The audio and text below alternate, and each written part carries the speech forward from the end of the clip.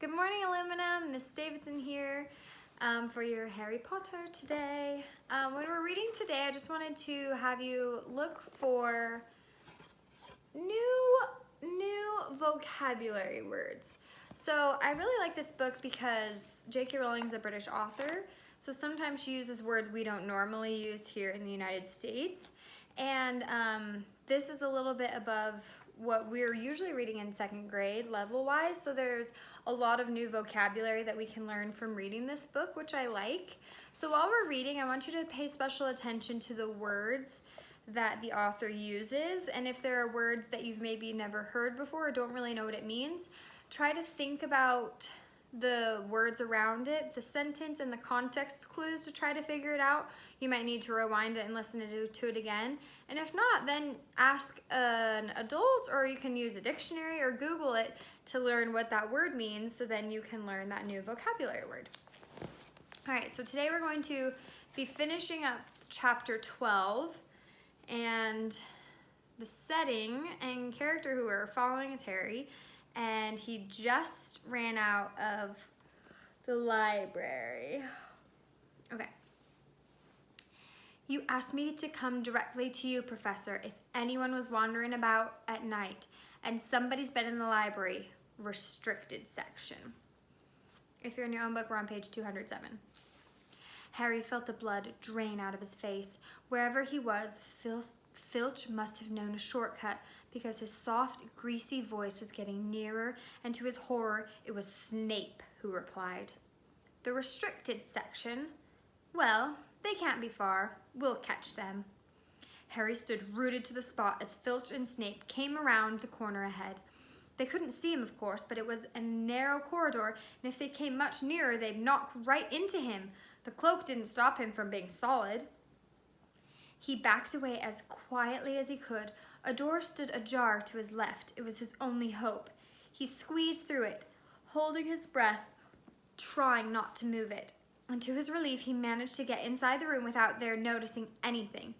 They walked straight past, and Harry leaned against the wall, breathing deeply, listening to their footsteps dying away. That had been very close. Very close. It was a few seconds before he noticed anything about the room he had been hidden in.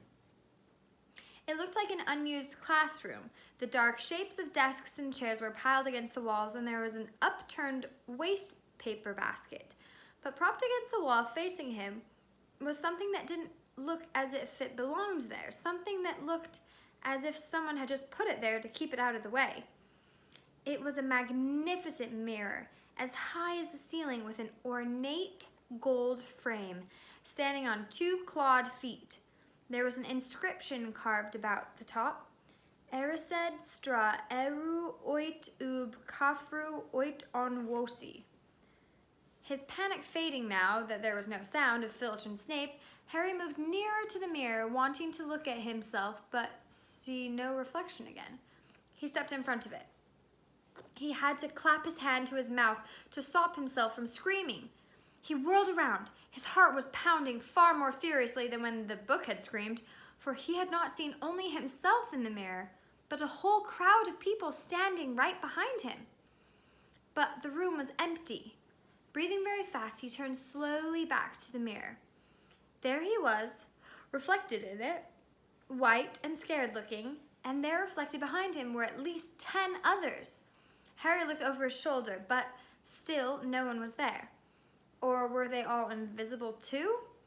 Was he, in fact, in a room full of invisible people, and this mirror's trick was that it reflected them, invisible or not? He looked in the mirror again. A woman standing right behind his reflection was smiling at him and waving. He reached out a hand and felt the air behind him. As if she was really there, he'd touch her. Their reflections were so close together, but he felt only air. She and the others existed only in the mirror. She was a very pretty woman. She had dark red hair, and her eyes are just like mine, Harry thought, edging a little closer to the glass. Bright green, exactly the same shape, but then he noticed that she was crying, smiling, but crying at the same time. The tall, thin, black-haired man standing next to her put his arm around her. He wore glasses, and his hair was very untidy. It stuck up in the back, just as Harry's did. Harry was so close to the mirror now that his nose was nearly touching that of his own reflection. "Mum?" he whispered. "Dad?" They just looked at him smiling, and slowly Harry looked into the faces of the other people in the mirror and saw other pairs of green eyes like his, other noses like his, even a little old man who looked as though he had Harry's knobby knees. Harry was looking at his family for the first time in his life. The Potters smiled and waved at Harry, and he stared hungrily back at them, his hands pressed flat against the glass as though he was hoping to fall right through it and reach them. He had a powerful kind of ache inside him, half joy and half terrible sadness. For how long he stood there he didn't know. The reflections did not fade, and he looked and looked until a distant noise brought him back to his senses. He couldn't stay here. He had to find his way back to bed. He tore his eyes away from his mother's face, whispered, "I'll come back," and hurried from the room. "You could have woken me up," said Ron crossly. "You can come tonight. I'm going back. I want to show you the mirror." "I'd like to see your mom and dad," Ron said eagerly. "And I want to see all your family, all the Weasleys. You'll be able to show me your other brothers and everyone." "You can see them any old time," said Ron. "Just come round my house this summer. Anyway, maybe it only shows dead people. Shame about not finding Flamel, though. Have some bacon or something. Why aren't you eating anything?" Harry couldn't eat. He had seen his parents and would be seeing them again tonight. He had almost forgotten about Flamel. It didn't seem very important anymore. Who cared what the three-headed dog was guarding? What did it matter if Snape stole it? Really? "Are you all right?" said Ron. "You look odd." What Harry feared most was that he might not be able to find the mirror room again. With Ron covered in the cloak too, they had to walk much more slowly the next night. They tried retracing Harry's route from the library, wandering around the dark passageways for nearly an hour. "I'm freezing," said Ron. "Let's forget about it and go back." "No," Harry hissed. "I know it's here somewhere." They passed the ghost of a tall witch gliding in the opposite direction, but saw no one else. Just as Ron started moaning that his feet were dead with cold, Harry spotted the suit of armor. "It's here, just here, yes." They pushed the door open. Harry dropped the cloak from around his shoulders and ran to the mirror. They were there. His mother and father beamed at the sight of him. "See?" Harry whispered. "I can't see anything." Look at them all. There are loads of them." "I can only see you." "Look in it properly. Go on, stand where I am." Harry stepped aside, but with Ron in front of the mirror, he couldn't see his family anymore, just Ron in his paisley pajamas. Ron, though, was staring transfixed at his image. "Look at me," he said. "Can you see all your family standing around you?" "No, I'm alone, but I'm different. I look older, and I'm head boy." "What?" I'm wearing the badge like Bill used to, and I'm holding the house cup and the Quidditch cup. I'm Quidditch captain, too." Ron tore his eyes away from the splendid sight to look excitedly at Harry. "Do you think this mirror shows the future?" "How can it? All my family are dead. Let me have another look." "You had it to yourself all last night. Give me a bit more time." "You're only holding the Quidditch cup. What's interesting about it?" "I want to see my parents." "Don't push me." A sudden noise outside in the corridor put an end to their discussion.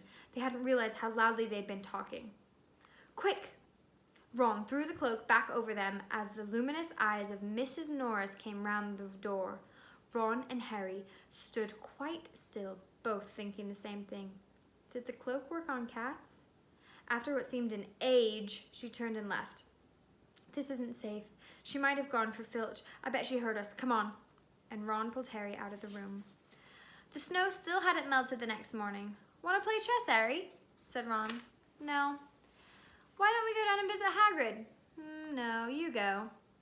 "I know what you're thinking about, Harry. That mirror. Don't go back tonight." "Why not?" "I don't know. I've just got a bad feeling about it. And anyway, you've had too many close shaves already. Filch, Snape, and Mrs. Norris are wandering around. So what if they can't see you? What if they walk into you? And what if you knock something over? You sound like Hermione." "I'm serious, Harry. Don't go." But Harry only had one thought in his head, which was to get back in front of the mirror, and Ron wasn't going to stop him. The third night, he found his way more quickly than before. He was walking so fast he knew he was making more noise than was wise, but he didn't meet anyone. And there were his mother and father smiling at him again, and one of his grandfathers nodding happily. Harry sank down to sit on the floor in front of the mirror. There was nothing to stop him from staying here all night with his family. Nothing at all. Except... So, back again, Harry. Harry felt as though his insides had turned to ice. He looked behind him. Sitting on one of the desks by the wall was none other than Albus Dumbledore. Harry must have walked straight past him, so desperate to get to the mirror he hadn't noticed him. I didn't see you, sir. Strange how nearsighted being invisible can make you, said Dumbledore, and Harry was relieved to see that he was smiling. So, said Dumbledore, slipping off the desk to sit on the floor with Harry, you, like hundreds before you, have discovered the delights of the Mirror of Erised. I didn't know it was called that, sir. But I expect you've realized by now what it does. It shows me my family, and it showed your friend Ron himself as head boy. How did you know? I don't need a cloak to become invisible, said Dumbledore gently.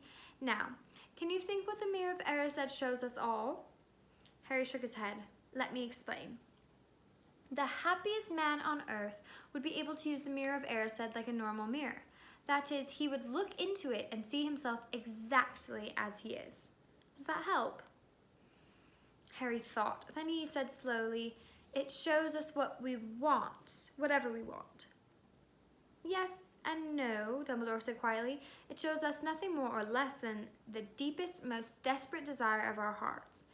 You, who have never known your family, see them standing around you. Ronald Weasley, who has always been overshadowed by his brothers, sees himself standing alone, the best of all of them.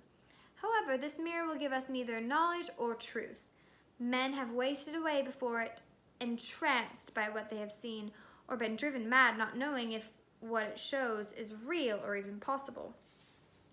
The mirror will be moved to a new home tomorrow, Harry, and I ask you not to go looking for it again. If you ever do run across it, you will now be prepared. It does not do to dwell on dreams and forget to live. Remember that. I'm going to read that one more time. I liked that. It does not do to dwell on dreams and forget to live. Remember that. Now, why don't you put that admirable cloak back on and get off to bed? Harry stood up. Sir, Professor Dumbledore, can I ask you something? Obviously, you've just done so, Dumbledore smiled. You may ask me one more thing, however. What do you see when you look into the mirror? I see myself holding a pair of thick woolen socks. Harry stared. One can never have enough socks, said Dumbledore, and another Christmas has come and gone and I didn't get a single pair. People will insist on giving me books. It was only when he was back in bed that it struck Harry that Dumbledore might not have been quite truthful. But then he thought, as he shoved Scabbers off his pillow, it had been quite a personal question. That's the end of chapter 12.